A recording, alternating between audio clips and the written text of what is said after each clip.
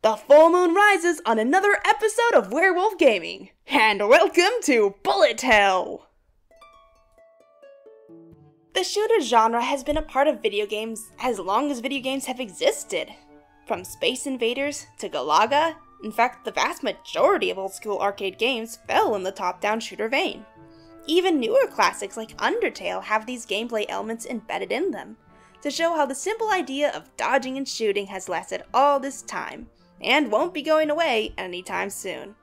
But today's game is something special even in its genre, not because of its innovation per se, but because of just how prolific it is and how many games are in the series.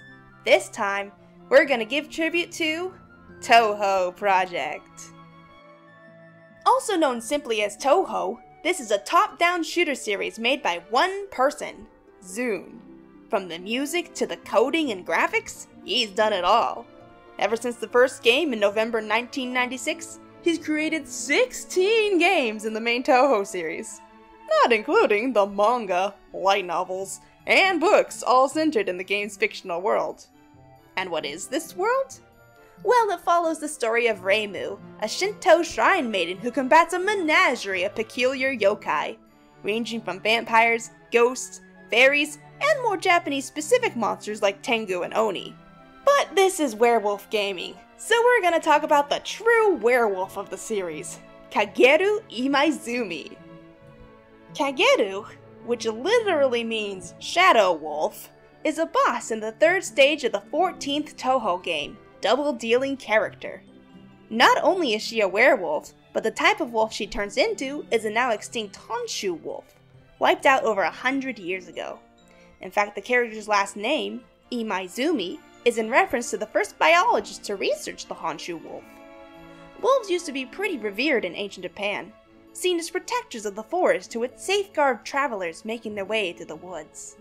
Even the skulls of wolves were used to ward off malicious beings, just as they were protectors in life. Does this lead up to some werewolf legends? Oh, you bet it does!